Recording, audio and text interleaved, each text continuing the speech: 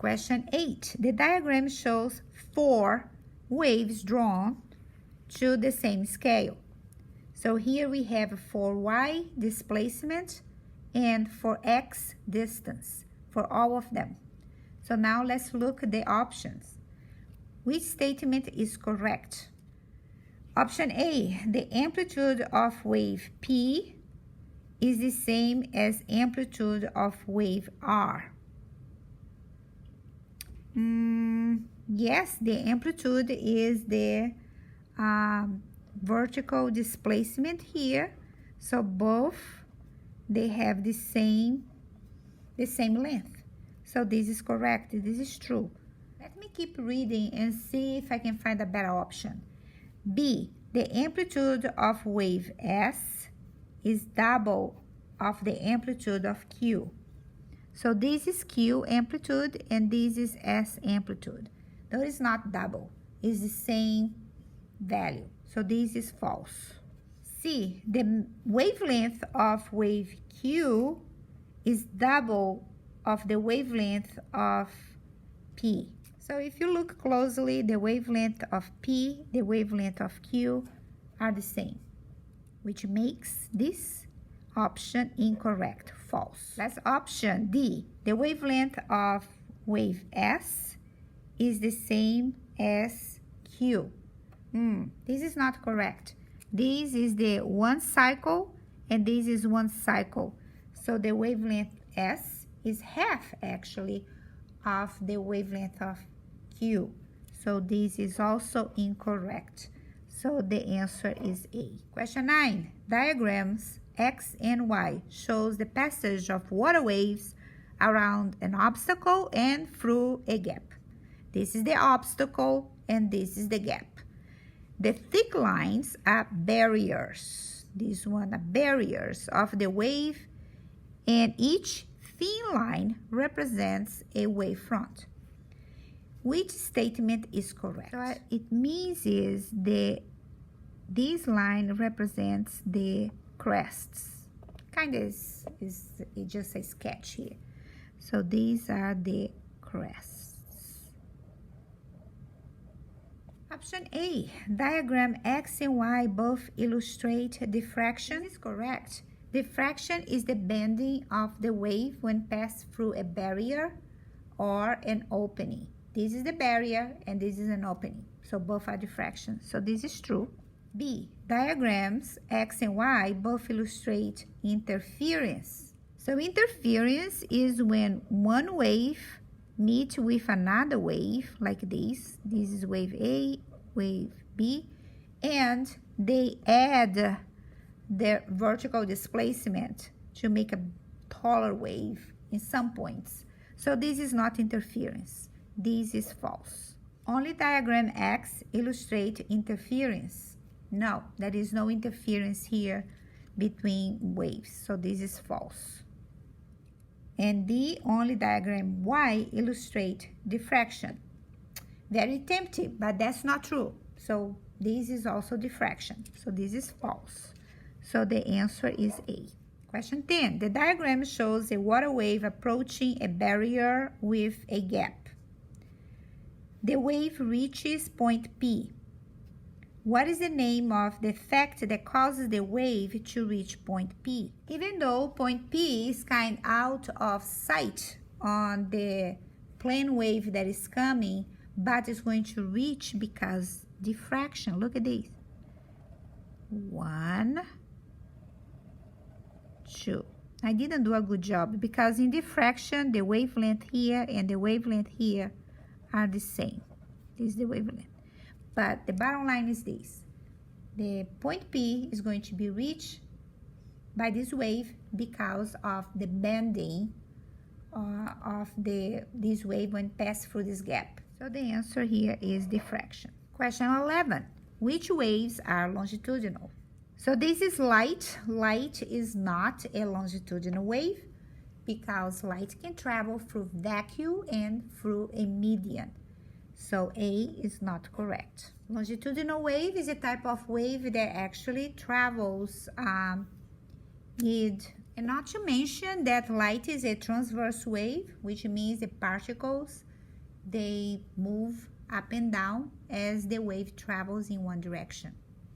Next, microwave. So microwave is part of the EM spectrum, just like light. So both, they are not longitudinal waves. So this is not correct.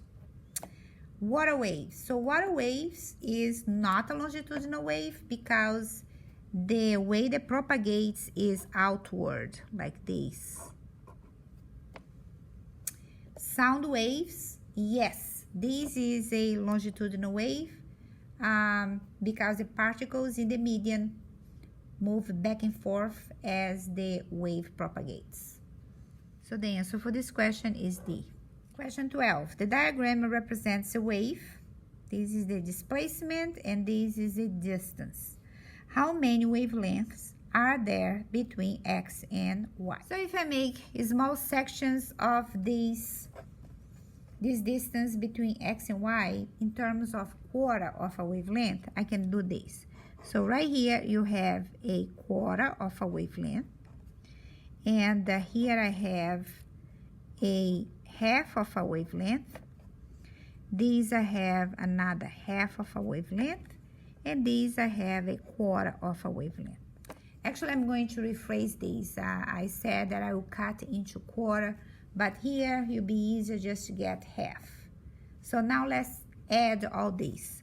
So is 1/4 plus half plus half plus a quarter. So let me group this. So this plus this is 2 times lambda quarter, right? And this is 2 over 2. So this one here. So this is 1 and this is half. Looks like we have a winner here, 1.5. Question 13. Water waves can be used to show reflection, refraction, and diffraction, like when we did the ripple tank lab. For each of these, which row shows whether or not the speed of the water waves changes? The only property of a wave that the speed is changed is during refraction. So refraction, yes, changes, and this one, but the other two, reflection and diffraction, nothing's changed. So the option is question 14. Which diagram best shows how water waves diffract when they pass through a gap in a barrier? From your notes, the size of the gap compared with the size of the wavelength is going to determine the shape of the water waves after passing through the gap. So in this case, the size of this gap is about the same size of the wavelength, so we can notice a little bit better the diffraction. But when the opening is too large compared with the size of the wavelength, we don't notice the semicircle shape like this. Is going to be a little bit more longwise.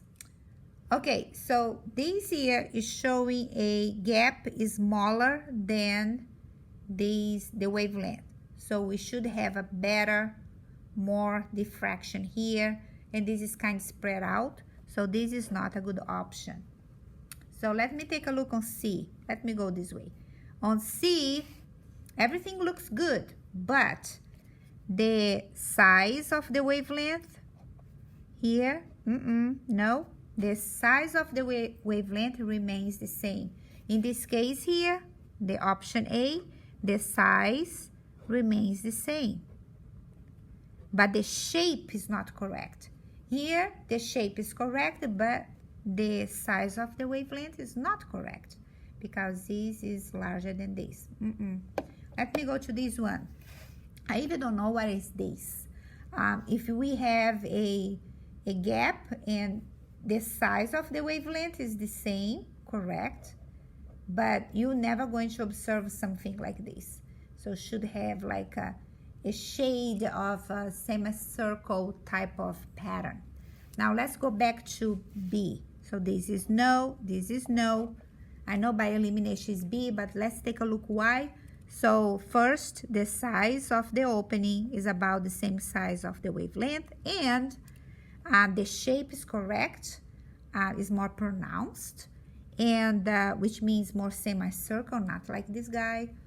And the other thing that we need to look is the size of the wavelength is the same, so that's the winner. Answer. Question 15. The diagram represents a water wave. Which row shows the amplitude and the wavelength of the wave? To determine the amplitude, let me draw here a resting line or equilibrium line that kind of divide this wave into two equal parts. So then if we have from crest to trough 2 meters, so the distance between the rest line to the crest or the rest line to the trough should be 1 meter.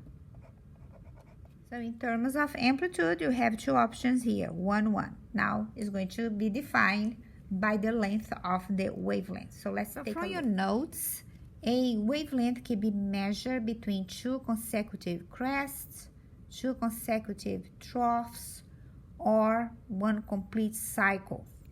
So here we have between 3 consecutive crests, we have 4 meters. So the complete wavelength will be from here to this, which means half of 4. So this is 2. So the option is A.